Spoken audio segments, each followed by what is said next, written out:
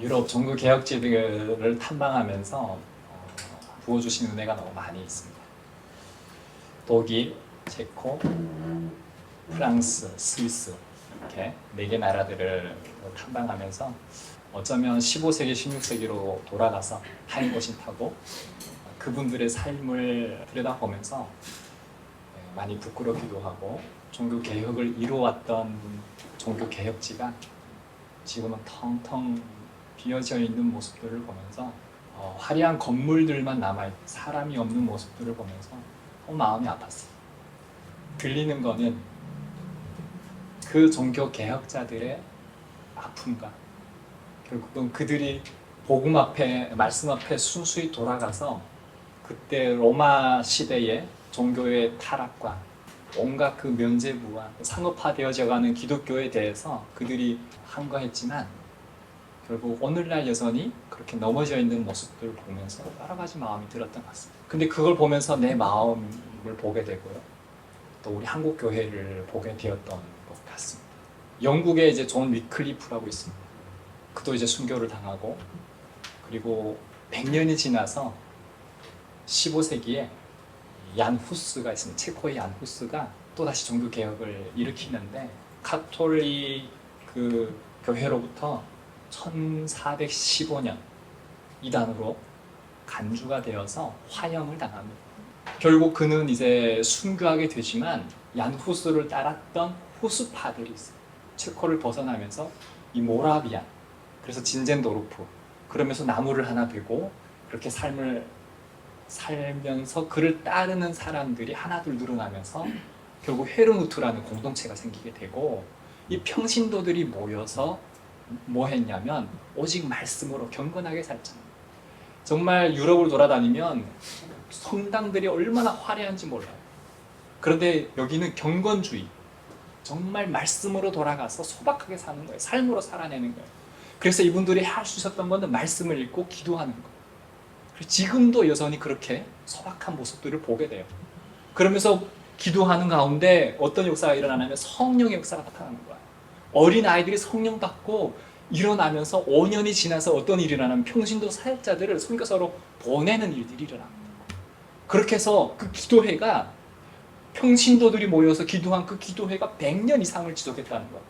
아직까지 우리 한국 기독교가 평신도들이 모여서 100년 동안 기도회를 지속한 사건들은 극히 찾아보기 드문데 이들은 그렇게 살아내는 모습들, 하나님의 놀라운 역사들이 일어나는 모습들, 지금도 여전히 가면 그 순수함들을 볼 수 있더라고요. 제가 이제 이렇게 다니면서 보면서 여전히 타락되었다고 하지만 또 한켠에는 정말 순수하게 말씀으로 돌아가 살아내려고 하는 유럽 교회들의 모습들을 보면서 참 우리가 아직까지도 우리 한국 교회는 살아있잖아요. 그리고 이런 개혁주의 전통, 경건주의 이런 것들을 가지고 살아내려고 하는 몸부림이 있는데 이 얼마나 큰 은혜인가. 아직까지 하나님 우리에게 기회를 주시고 계시다라고 하는 것들에 대해서 다시 한번 깨달음이 있었던 것 같습니다. 그래서 한 분 한 분 다 소개할 수는 없지만 위클리프, 후스, 우리가 제일 많이 아는 루터, 마틴, 부처, 칼빈, 우리는 장로기 때문에 칼빈, 스위스의 제네바 칼빈도 가보고 그 칼빈이 종교 개혁을 했던 스위스 제네바도 가보고 그렇게 백작이었던 진젠도르프의 삶도 보면서 저는 뭘 보게 됐냐면 그 한 사람 한 사람들이 하나님 앞에서 채워져서 믿음으로 살아내려고 했던 몸부림을 보게 되는 거고요. 그 한 사람 한 사람을 통해서 하나님이 이루시는 그 놀라운 역사들을 유럽을 바꾸고 그 복음이 오늘날 대한민국까지 오는 이 일들을 보면서 정말 성령의 역사는 한 사람을 통해서 일하시는구나. 그래서 정말 오직 성경, 오직 하나님의 은혜, 성령의 충만함을 우리가 묵상하면서 하나님 앞에 세워질 때 여기 계신 한 분 한 분을 통해서 하나님이 그 일들을 이루실 거예요. 우리는 연약하지만 우리는 죄인이지만 하나님 앞에 섰을 때 고백을 할 수 있는 거거든요. 그런데 그 연약한 자들을 통해서 하나님이 일하시는 것들을 보게 된다는 거예요. 그래서 제가 이제 유럽을 다니면서 보고 깨달았던 키워드는 딱 하나예요. 변화입니다. 변화. 주체사상을 아무리 그렇게 세뇌 당하고 공부를 해도 변화가 없어요. 그러나 복음을 받아들이면 변화가 있어요. 그 그게 다른 거예요. 내 안에 변화가 있고요. 그리고 또 다른 이들을 사랑할 수 있는 놀라운 변화가 있는 거예요. 여러분, 그래서 구원받은 사람과 구원받지 않는 사람의 차이는 딱 이 변화에 달려있는 거예요. 오늘 그 세 가지 변화에 대해서 한번 말씀으로 돌아가서 찾아보려고 하는데요. 다시 한번 우리 로마서 12장 2절 말씀 읽어볼까요? 시작. 너희는 이 세대를 본받지 말고 오직 마음을 새롭게 함으로 변화를 받아 하나님의 선하시고 기뻐하시고 온전하신 뜻이 무엇인지 분별하도록 하라. 아멘. 세 가지 변화가 있는데 첫 번째는 정체성의 변화입니다. 죄인의 자아에서 하나님의 자녀로 거듭나는 변화예요. 여러분, 이게 기본이 되지 않으면 그 다음 단계는 있을 수가 없어요.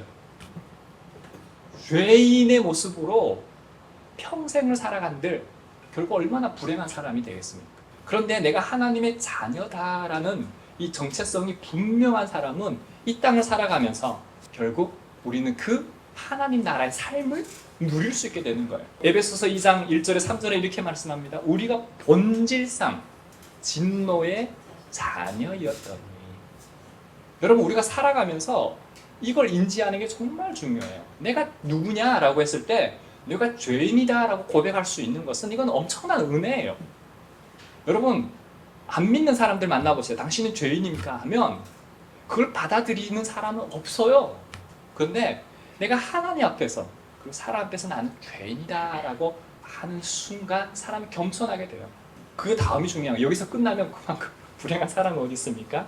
근데 중요한 것은 요한복음 1장 12절에 분명히 말씀하는 거예요. 영접하는 자, 곧 그 이름을 믿는 자들에게는 하나님의 자녀가 되는 권세를 주셨다. 여러분, 여기서 가장 중요한 키워드가 뭔지 아세요? 하나님의 자녀겠죠? 근데 그 전 단계가 저는 가장 중요하다 생각해요. 영접이. 영접은 언제까지 영접해야 될까요? 그분이 내 안에 계시는 건데요. 주님 앞에 가는 그날까지. 한번 영접 기도를 해서 끝나면 안 돼요. 주님이 내 안에 계시는데 그게 영접이거든요. 주님이 앞에 가는 그날까지. 우리가 육신의 허물을 벗고 하나님 앞에 내 영혼이 하나님을 대면하여 보는 그때까지 주님이 내 안에 계셔야 되는 거예요. 어떻게 해요? 그의 영으로. 여러분, 이거는 엄청난 역사예요. 이 영접은 결국 뭘 증명하는 거예요? 하나님의 자녀가 됨의 증거예요. 더 이상 우리는 죄의 노예가 아니라 하나님의 자녀로서 하나님과 영 안에 깊은 관계를 누리고 살아가는 것들이 정말 중요합니다. 이거는 종교하고는 다른 차원이에요. 여러분, 이렇게 할 수 있어요. 당신은 매일 아침마다 말씀을 읽었습니까? 기도했습니까? 밥 먹을 때 식기도 했습니까? 이게 중요한 게 아니에요. 이걸 체크한다고 해서 믿음 있고 구원받은 게 아니에요. 가장 중요한 거는 뭐냐면 항상 하나님이 나와 함께 하시다는 것을 느끼고 믿고 그렇게 누리며 살아가는, 그건 누구만 알 수 있어요? 나만 알 수 있어요. 나만 알 수 있는 거예요. 우리는 보여지고 드러나지 않은 온갖 죄악이 내 안에 얼마나 많아요. 말씀을 대언하는 저조차도 내 안에 솔직히 말하면요, 수천 번 끔찍하다고 생각하실 수 있는데 수천 번 이상의 죄악의 생각들이 들어왔다 나가요. 그때마다 뭘 하는지 아세요? 머물게 해서 익셉트하는 게 아니에요. 그를 영접하는 게 아니에요. 최대한 뭘 해야 돼요? 기도하고 찬양하고. 그때는 사라지더라고요. 머무는 게 아니라, 환영하는 게 아니라, 저도 그러면서 살아요. 그러면서 내가 말씀을 이렇게 대언한다고 할 때 이 자리에 서서도 내가 이걸 쭉 보면서 너무 부끄러운 거예요. 하나님, 난 못하겠어요. 변화를 말하고 있는데 우린 내가 예수님처럼 뭔가 이렇게 막 되면 됩니다 이렇게 말하고 싶은데 안 되니까. 그럼에도 불구하고 하나님이 나를 자녀 삼으셨다는 게 얼마나 큰지 모르겠어요. 자격 없는 나에게 하나님의 자녀됨의 자격을 부여하셨고 그 하나님의 영광의 나라를 상속받을 유업을 주셨다고 하는 것이 얼마나 큰 은혜인지 모르겠어요. 이게 하나님 앞에 살아가는 우리의 정체성인 것 같아요. 저를 알고 나면 여러분 다 떠나실 거예요. 끔찍한 사람이에요. 하나님 때문에 저는 이 자리에 있고 이렇게 살아가는 것 같아요. 근데 말씀 앞에 서면 우리는 이렇게 되는 거예요. 나를 나보다 그 다음으로 아는 사람이 있어요. 누굴까요? 아내예요, 아내. 와이프예요. 그래서 사람은 자고로 겸손하게 살 수밖에 없는 것 같아요. 내가 아마 결혼 안 했으면 엄청 교만했을 것 같아요. 두 번째 변화는 마음의 변화입니다. 세속적인 마음에서 성령의 충만한 마음으로 거듭나는 변화예요. 로마서 12장 2절은 이렇게 말씀합니다. 너희는 이 세대를 본받지 말고 오직 마음을 새롭게 함으로 변화를 받으라. 너희는 이 세대를 본받지 말고 마음을 새롭게 함으로 변화를 받으라. 우리의 생각과 가치관이 복음으로 인해서, 예수님으로 인해서 변화되어야 하는 것을 말씀하고 있는 거예요. 세상적인 욕망과 탐욕, 자기중심적인 이 사고방식이 여러분 하루에도 수천 번 들어온다니까요. 오늘 이 말씀을 묵상하면서 너희 세대를 본받지 말라. 어떻게 세대를 본받지 않을 수 있을까? 세상에 쓰나미처럼 밀려오는 이 물질적인 가치관 아래서 어떻게 내려놓으면서 살 수 있을까? 나누면서 살 수 있을까? 정말 제가 살아보니까 어렵더라고요. 있어서 나누는 사람도 어렵겠지만 저처럼 없어서 나누는 사람도 너무 어렵더라고요. 그러면서 결국 끊임없이 어려운 사람들의 얘기를 제가 어느 순간에 나도 어려운데 그 어려운 사람들의 얘기를 계속 듣게 되는 거예요. 그 사역을 제가 2008년부터 지금까지 하고 있고 듣고 있고 내가 해결자는 아니잖아요. 내가 할 수 있는 게 뭐냐면 기울 선교사님이 저에게 말씀하셨던 것처럼 저도 기도하고 있더라고요. 한 사람 한 사람 한 사람. 근데 이게 내 일이 아니라 누구 일이에요? 하나님의 일이기 때문에 저도 그러고 있더라고요. 그래서 한 사람 한 사람의 문제가 해결이 되고 더 좋은 길들로 열어질 때면 너무 같이 기쁘고 그땐 대부분 많은 사람이 사라지는데 사라지지 마시고 같이 공유해 주시기 바래요. 가장 어렵고 힘들 때만 다 전화 와서 기도해달라고 그러고 축복받을 일 있으면 사라지더라고요. 정말이에요. 2,000여 명의 탈북민들을 구출해왔지만 그 어려울 때 있잖아요. 구구절절. 우리 한성민 형제도 기억나는데 도와달라고 할 때 구구절절 만장같이 한국 가야 될 이유를 쫙 써서 보니까 그래도 이렇게 계속 보니까 얼마나 좋아요. 근데 대부분은 한국 가서 영상통화 우리 다 하거든요. 이렇게 저를 뭐 북한말로 선생님 한국 가면 꼭 제가 밥 살게요. 그럼 속으로는 그래요. 한국 가서 내가 밥 살 테니까 저 얼굴만 비춰다오. 근데 말은 어떻게 하는지 아세요? 네, 한국 가서 꼭 봬요. 봤을까요? 못 봤을까요? 못 봤어요. 근데 중요한 건 이거예요. 내가 세상적 물질 가치관 쫓았다면 정말 이렇게 많은 사람들을 살리는 사역을 했을까? 오히려 내가 가난한 것 같지만 사도 바울처럼 그 하나님의 마음 때문에 하나님의 역사 때문에 그 역사에 순종했는데 결국은 날마다 그때마다 하나님 앞에 나가면 이 변화되는 마음을 내 안에 주셨던 것 같아요. 그래서 제가 이렇게 많은 사역들을 하면서 깨달은 건 딱 하나예요. 내가 많은 사람들을 살렸다가 아니에요. 많은 사람들을 도왔다가 아니라 내가 변화됐다는 거. 그분들 때문에. 나도 그런 존재고 그런 존재인 나를 사랑하는 그 하나님의 마음을 아주 조금 깨닫게 된 거죠. 이 마음의 변화는 성령의 9가지 열매로 나타난다고 말씀을 하거든요. 함께 우리 이어볼까요? 시작. 성령의 열매는 뭐지? 사랑과 희락과 화평과 오래 참음과 자비와 양선과 충성과 온유와 절제. 여러분 사역 한번 해보세요. 여러분 여기 지금 멘토님들 계시고 멘티님들이 계시는데 어때요? 우리 문화 형제, 멘티 형제, 우리 담 형제를 만나면서 해보니까 본인 모습 보는 것 같아요. 옛날 제 모습. 예, 옛날 제 모습 보는 것 같죠. 그걸 통해서 하나님이 문화 형제를 바꿔 가시는 거예요. 기다리시고 어쩌면 팔을 벌리시고 기다리시고 안아주시고 다시 또 나가 있는 볼탕을 또 팔 벌려서 기다리는 그 하나님 마음을 통해서 뭘 깨닫냐면 나를 변화시켜 주시는 거예요. 결국 이렇게 내가 변화될 때 누군가를 살릴 수 있는 거예요. 자, 마지막 세 번째는 삶의 변화입니다. 자기 중심적인 삶에서 하나님 중심적인 삶으로 거듭나는 변화예요. 복음은요, 우리 모두를 바꿔요. 전체를 바꿔요. 하나님이 만난 여러분들을 통해서 그 빛이 그들에게 비치게 해서 변화가 또 일어나는 거예요.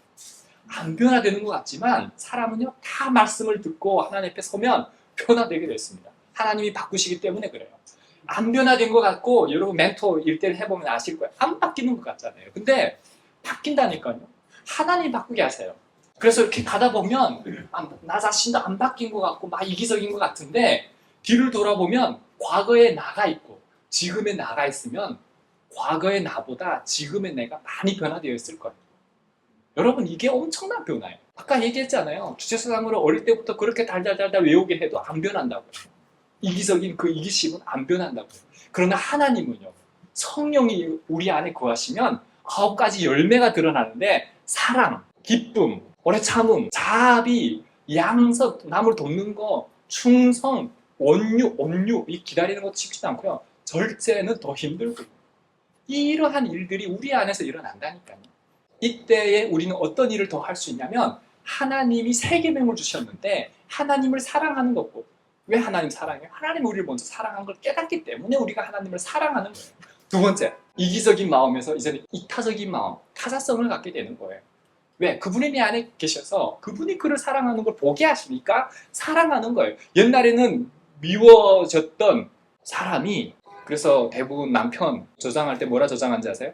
왼수라고 저장하잖아요. 근데 그 왼수가 하나님이 내 안에 계셔서 영의 눈으로 보게 하시니까 하나님 형상 아름다워 되는 거예요. 이렇게 가정이 변화되고 교회가 변화되고 우리 사회가 변화되는 거예요. 그분이 내 안에 계시면 하나님의 형상 때문에 그 못난 모습도 내 모습으로 받아들여요. 여러분 이거는 엄청난 역사예요. 그랬을 때 누가 사랑하냐면 하나님이 나를 용서하신 것처럼 내가 용서할 수 있고 하나님이 나를 사랑하신 것처럼 그 왼수도 사랑할 수 있게 되는 거예요. 이거는 삶의 엄청난 변화예요. 이 삶을 살다 보면 많은 사람들이 그 빛이 사람들 앞에 빛이 되하여 하나님의 영광이 드러나게 되는 것이고요. 그 삶의 모습을 보고 많은 사람들이 하나님을 믿게 되는 거예요. 종교와 신념이나 이런 세뇌 교육 1가부터 22가까지 일대 양육을 맞춰서 사람이 변화되는 게 아니라 내가 진짜 하나님 말씀 한 구절이라도 앞에 무너져서 엎드려서 기도하고 하나님 앞에 낮아지면 그래서 그분이 내 안에 accept 영접이 되면 그래서 그 삶으로 살아가서 하나님과 동행하면 그래서 변화되면 하나님이 하시는 어마어마한 일들이 일어나는 거예요. 여러분 가장 위험한 게 뭔지 아세요? 종교심이에요. 내가 믿는다라고 말하는 그 자체가 엄청난 교만일 수 있어요. 내가 성경을 안다. 엄청난 교만일 수 있어요. 알면 뭐해요? 믿으면 뭐해요? 내가 하나님 말씀에 순종하지 못하는 나는 변화된 삶이 없는데 인성이 없고 인격이 없는데 내가 누군가를 내 아내를 내 엄마를 부모를 사랑하고 용서하지 못하는데 내가 한 사람도 살리지 못하는데 나조차 죽어가고 있는데 내가 아는 것과 믿는 것이 뭔 상관이에요?